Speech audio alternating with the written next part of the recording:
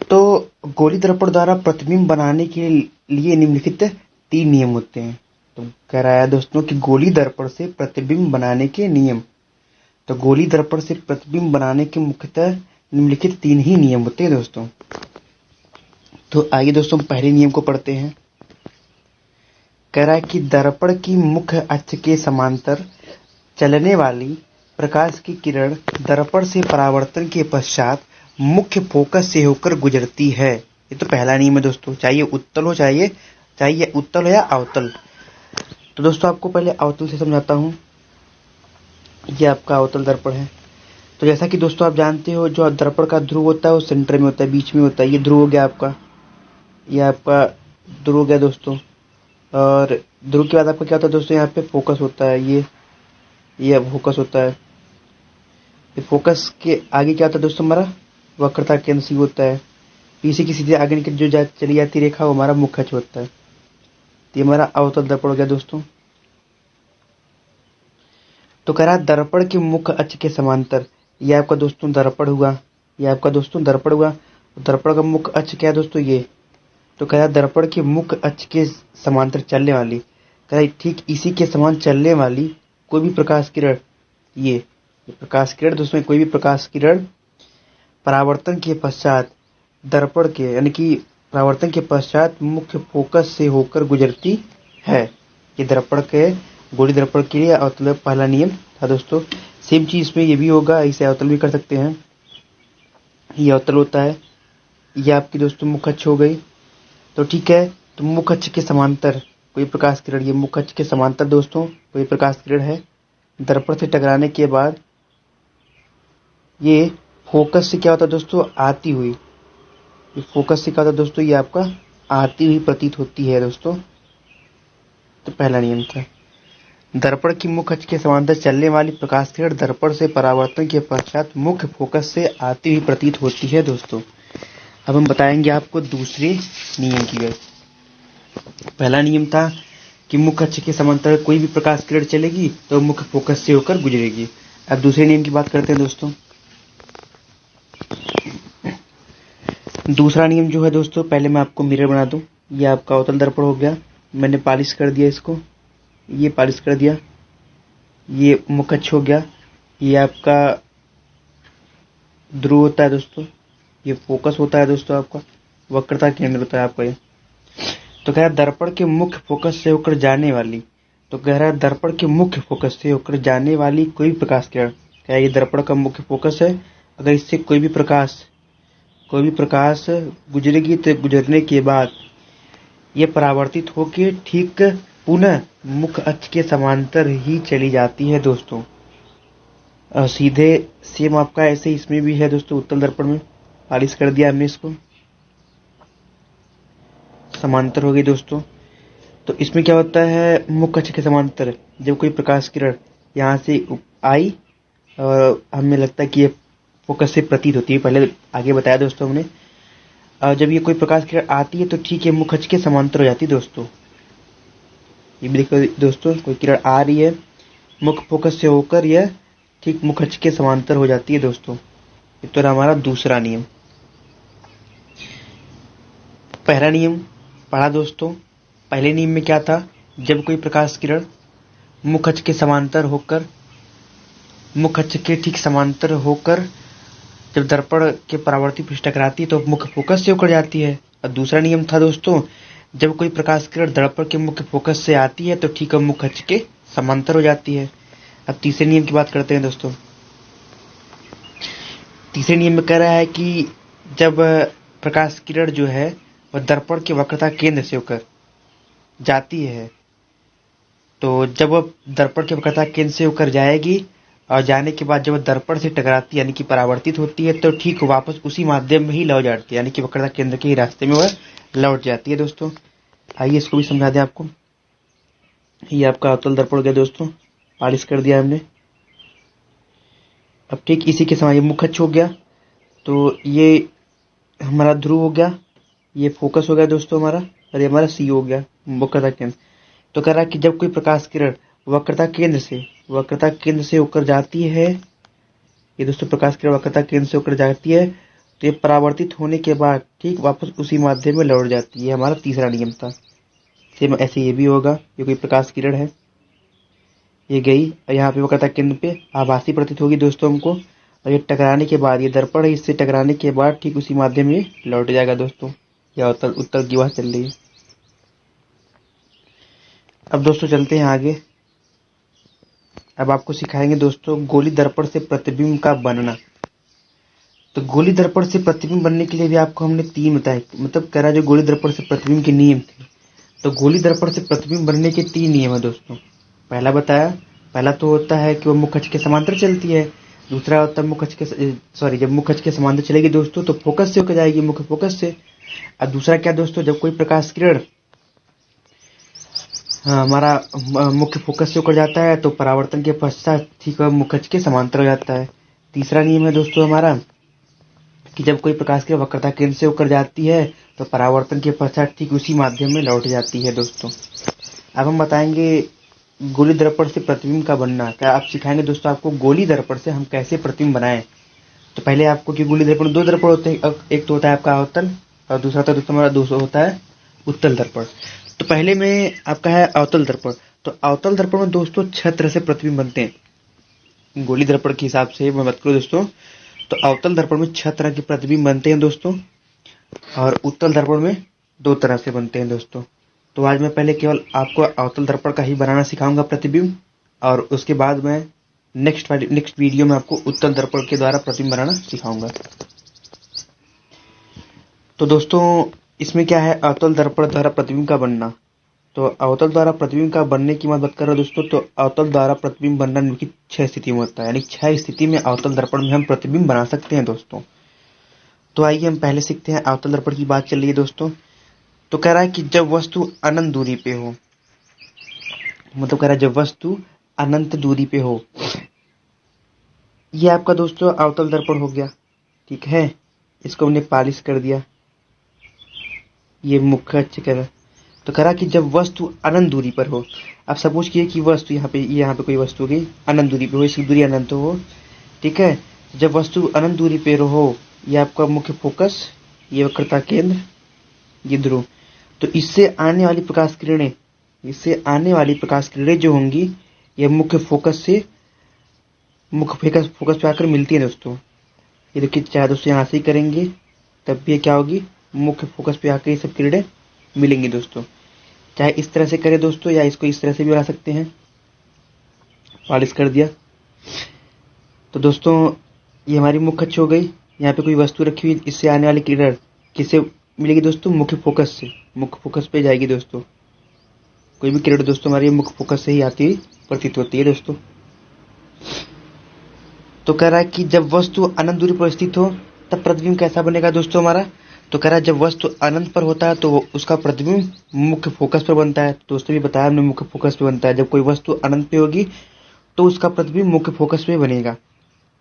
और जब वस्तु अनंत दूरी पर होती है तो प्रतिबिंब वास्तविक और उल्टा बनता है दोस्तों। जब प्रतिबिंब जो है, जो वस्तु अगर अनंत दूरी पे होगी, अगर जो वस्तु हो अनंत दूरी पे होगी दोस्तों, तो प्रतिबिंब उसका वास्तविक और उल्टा बनेगा। अब दोस्तों आपको बताते हैं दूसरी स्थिति में। अब कह रहा है कि जब वस्तु अनंत तथा वक्रता केंद्र के बीच हो। ये आपका दोस्तों अवतल दर्पण हो गया, हमने पॉलिश कर दिया इसको। ये आपकी मुख्य अक्ष हो गई। तो कह रहा जब वस्तु अनंत तथा वक्रता केंद्र के बीच स्थित हो। तो ये देखिए दोस्तों आपका फोकस है, ये दोस्तों का फोकस है, ये वक्रता केंद्र है। तो कह रहा जब वस्तु अनंत तथा वक्रता केंद्र के बीच स्थित हो। ये वस्तु अनंत पे स्थित है तो ये वस्तु हो गई दोस्तों, वस्तु हो गई। तो जब वस्तु अनंत तथा वक्रता केंद्र के बीच स्थित हो तो ये वस्तु होगी दोस्तों। जब ये वस्तु से कोई प्रकाश किरण आएगी तो जब से आके टकराएगी। फिर कह रहा है अब ठीक इसी तरह हम क्या करेंगे दोस्तों, ये वक्रता केंद्र से होकर जाएगी। जी इसकी प्रकाश किरण वक्रता केंद्र से जाएगी, तभी इसका नियम ने पढ़ाया दोस्तों। जब इसका कोई प्रकाश किरण वक्रता केंद्र से होकर जाती है तो वापस उसी माध्यम में लौट जाती है दोस्तों। अब इसका प्रतिबिंब कहाँ बनेगा दोस्तों। तो कह रहा है कि जब वस्तु अनंत तथा वक्रता केंद्र के बीच में हो तो उसका प्रतिबिंब दोस्तों कहाँ बनेगा, उसका प्रतिबिंब दोस्तों हमारा बनेगा वक्रता केंद्र C और मुख्य फोकस के बीच में इसका प्रतिबिंब बनेगा दोस्तों। तो अनंत तथा वक्रता के बीच स्थित वस्तु का प्रतिबिंब वास्तविक एवं उल्टा बनता है। ये दोस्तों हमारा क्या बन रहा था, उल्टा प्रतिबिंब बनेगा दोस्तों, क्योंकि नीचे बन रहा है, नीचे हमारा उल्टा बनेगा। अब तीसरी स्थिति की बात कर रहा हूं मैं दोस्तों। तो तीसरी स्थिति में कह रहा है कि जब वस्तु वक्रता केंद्र पर स्थित हो। कह रहा है कि ये अवतल दर्पण है दोस्तों। कह रहा है कि इसमें जब वस्तु आपका वक्रता केंद्र पे हो जाए, ये आपका मुख्य अक्ष है दोस्तों, ये वक्रता केंद्र हो गई, ये वक्रता केंद्र हो गई, वक्रता केंद्र हो गया दोस्तों, आपका ये मुख्य फोकस हो गया। तो कह रहा है कि जब वस्तु हमारा वक्रता केंद्र पर स्थित हो, जब दोस्तों वस्तु हमारा वक्रता केंद्र पर स्थित हो, तो इससे आने वाली प्रकाश किरण जब दर्पण से टकराएंगी तो मुख्य फोकस होकर चली जाएंगी, यहाँ से चली जाएंगी, और उसके बाद वक्रता केंद्र से जो प्रकाश होकर जाएगी ये भी मुख्य फोकस होकर टकरा के वापस ये परावर्तित जब होगी तो ऐसे चली जाएगी परावर्तित, क्योंकि यहाँ पे मुख्य फोकस से होकर टकरा रही, क्योंकि अगर प्रतिबिंब उस पर होता वक्रता केंद्र पे तो वापस उसी माध्यम में लौट जाती, लेकिन ये वक्रता केंद्र पर ही बना हुआ है प्रतिबिंब, वस्तु वक्रता केंद्र पे ही है, तो इसलिए इसका जो किरण होगा ये फोकस से होकर वापस उसी यानी टकरा कर परावर्तित हो जाएगा। तो इसका प्रतिबिंब जो बनेगा, एक तो प्रतिबिंब हमारा यहाँ पे देखिए, इसका प्रतिबिंब कहाँ बन रहा है, उल्टा एवं आभासी बड़ा बन रहा है। ये देखिए उल्टा आभासी बहुत बड़ा बन रहा है दोस्तों। तो इसको हम कहेंगे कि वक्रता केंद्र पर स्थित वस्तु का प्रतिबिंब वास्तविक बन रहा है, उल्टा वस्तु के बराबर बनेगा। जितना आपका वस्तु रहेगा, देखिए दोस्तों, जितना आपका वस्तु है, ये जितना आपका वस्तु है दोस्तों, ठीक उतना ही बड़ा आपका प्रतिबिंब भी बनेगा। ये जितना आपका वस्तु, इतना बड़ा आपका वस्तु रहेगा, ठीक उतनी बड़ी आपकी क्या प्रतिबिंब बनेगी दोस्तों। अब चौथी स्थिति की बात मैं करूं दोस्तों, तो चौथी स्थिति में होता है दोस्तों जब जो वस्तु है वक्रता केंद्र तथा मुख्य फोकस के बीच में स्थित हो। अब देखिए दोस्तों, थोड़ा इंटरेस्टिंग होने वाला है। ये आपका अवतल दर्पण है, पालिश कर दिया गया, ये आपका मुख्य अक्ष है, ये वक्रता केंद्र सी है दोस्तों, और ये एफ है।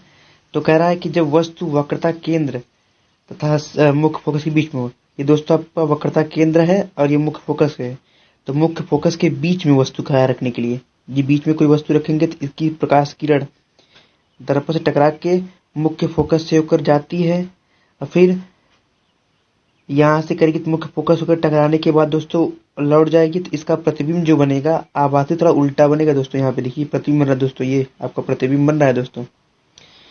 तो वक्रता केंद्र तथा मुख्य फोकस के बीच स्थित वस्तु का प्रतिबिंब वास्तविक बनेगा, उल्टा और वस्तु से बहुत बड़ा बनेगा, क्योंकि दोस्तों आपका वस्तु देखिए यहाँ पे छोटा है, यहाँ पे देखिए दोस्तों आपका वस्तु जो है बहुत छोटा है, और अभी जब वस्तु छोटा है तो इसका प्रतिबिंब हमेशा उल्टा बनेगा, वास्तविक यानी कि वास्तविक और वस्तु से बड़ा बनेगा दोस्तों। अब पांचवी स्थिति की बात मैं करूं दोस्तों, तो पांचवी स्थिति में कह रहा है कि जब वस्तु मुख्य फोकस पर स्थित हो। अब देखिए दोस्तों, यह आपका अवतल दर्पण हो गया, हमने इसको पालिश कर दिया, ये हमने मुख्य अक्ष कर दिया, ये वक्रता केंद्र सी, ये फोकस होगा। अब कह रहा है कि जब दोस्तों प्रतिबिंब यानी कि जो दर्पण जो वस्तु है दोस्तों, किस पे हो जाए, इस पे हो जाए, मुख्य फोकस पे, तो मुख्य फोकस पे हो जाए, तो मुख्य फोकस हो जाए तो इससे जो प्रकाश किरण यहाँ से प्रकाश किरण आई और परावर्तित होकर मुख्य फोकस से ही चली जाएगी, और उसके बाद दोस्तों यहाँ से जो प्रकाश आएगी किरण, यहाँ से वो वक्रता केंद्र से दूर बनती चली गई। देखिए दोस्तों, ये यानी कि ऐसे बनेगा दोस्तों, ये ऐसे बनता चला जाएगा, दूर हटता चला जाएगा, यानी कि वस्तु बड़ा है बनता चला जाएगा दोस्तों। तो कह रहा है मुख्य फोकस पर स्थित वस्तु का प्रतिबिंब वास्तविक उल्टा वस्तु से बहुत ही बड़ा बनता चला जाएगा, यानी कि दोस्तों अनंत पे बनेगा ये। अब दोस्तों आपको लास्ट अवतल दर्पण के लिए छठी स्थिति में क्या होता है, जब वस्तु मुख्य फोकस तथा ध्रुव के बीच स्थित हो। जब वस्तु दोस्तों देखिए आपका अवतल दर्पण हो गया, प्लेस कर दिया हमने इसको, ये आपका दोस्तों मुख्य फोकस हो गया, मुख्य अक्ष हो गया। तो कह रहा कि जब वस्तु, ये आपका सी है, ये फोकस है, मुख्य फोकस, जब वस्तु मुख्य फोकस और ध्रुव के बीच में हो, तो ध्रुव दोस्तों हमारा यहाँ पे होता है, ये ध्रुव होता है, और मुख्य फोकस कह रहा वस्तु इसके बीच में हो। तो दोस्तों देखिए जब इसके बीच में होता है तो जो प्रकाश किरण से निकलेगी और टकरा के मुख्य फोकस से, यानी कि मुख्य फोकस से होकर लौट आएगी, फिर ठीक इससे जो रेज निकलेगी ये भी यहाँ से टकरा के बढ़ती चली जाएगी और हमें प्रकाश के बाहर यानी कि सॉरी दर्पण से बाहर जो दोस्तों प्रतिबिंब बनेगा हमारा वो आभासी यानी कि मिलता हुआ प्रतीत होगा दोस्तों हमें। तो हम कह सकते हैं अगर जो हमारा वस्तु है मुख्य फोकस और ध्रुव के बीच स्थित होगा तो प्रतिबिंब इसका कैसा बनेगा दोस्तों, आभासी बनेगा, सीधा और वस्तु से बड़ा होगा। क्यों वस्तु से बड़ा क्यों होगा दोस्तों, अभी मैंने आपको बताया कि अगर प्रतिबिंब ऊपर बना तो वो सीधा बनता है, क्या बनेगा दोस्तों, वो सीधा बनेगा। और अगर जो प्रतिबिंब अगर नीचे बना तो हमारा वास्तविक बनेगा और आभासी बनेगा। तो ऊपर बना प्रतिबिंब हमारा दोस्तों क्या होता है, बड़ा और दर्पण के पीछे बन रहा है। ये दर्पण है, ये दर्पण दोस्तों, ये दर्पण के पीछे बन रहा है प्रतिबिंब हमारा, ये प्रतिबिंब हमारा दर्पण के पीछे बन रहा है दोस्तों। तो आई होप दोस्तों आप सभी को बहुत अच्छे समझ में आया होगा। तो प्लीज़ मेरे इस channel bright future coaching centre को आप सब लाइक कीजिए और सब्सक्राइब कीजिए और बेल आइकन का भी बटन भी दबाइए ताकि मेरे आने वाले वीडियो का नोटिफिकेशन सबसे पहले आप सभी दोस्तों को पास पहुंचे। तो हाँ दोस्तों, अगर आप सब नोट्स बनाना चाहते हैं तो मैं अपने वीडियो को पॉज कर दे रहा हूँ ताकि आप सब अपने नोट्स बना सकें। ये दोस्तों गोली दर्पण से प्रतिबिंब बनाने के नियम। तो दोस्तों अभी बताया आपको गोली दर्पण से प्रतिबिंब बनाने के मुख्यतः 3 नियम होते हैं। ये दोस्तों पहला नियम जो है ये पहला नियम है दोस्तों, इसको आप स्क्रीनशॉट कर लीजिए।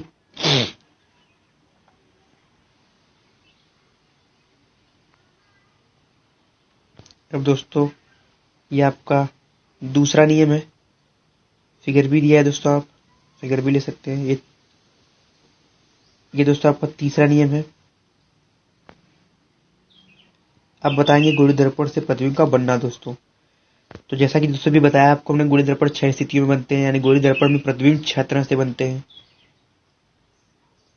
यानी कि अवतल दर्पण में 6 तरह से बनते हैं दोस्तों। गोली दर्पण में अवतल दर्पण में प्रतिबिंब 6 तरह से बनते हैं और उत्तल में दोस्तों 2 तरह से बनते हैं। तो उत्तल दर्पण का दोस्तों मैं नेक्स्ट वीडियो में बताऊंगा। तो पहला कह रहा कि जब वस्तु अनंत दूरी पर स्थित हो, ये देखिए दोस्तों। और दूसरा हमारा क्या है, जब वस्तु अनंत तथा वक्रता केंद्र के बीच स्थित हो। तीसरा दोस्तों, जब वस्तु वक्रता केंद्र पर स्थित हो। चौथा दोस्तों, जब वस्तु वक्रता केंद्र तथा मुख्य फोकस के बीच स्थित हो। पांचवी दोस्तों, जब वस्तु मुख्य फोकस पर स्थित हो। और छठवीं दोस्तों, तो छठवां है हमारा ये दोस्तों, जब वस्तु मुख्य फोकस तथा ध्रुव के बीच स्थित हो तो उसका प्रतिबिंब जो होगा दर्पण से पीछे बनेगा और बड़ा बनेगा दोस्तों। तो आई होप दोस्तों आप सभी को अच्छे समझ में आया होगा दोस्तों। तो प्लीज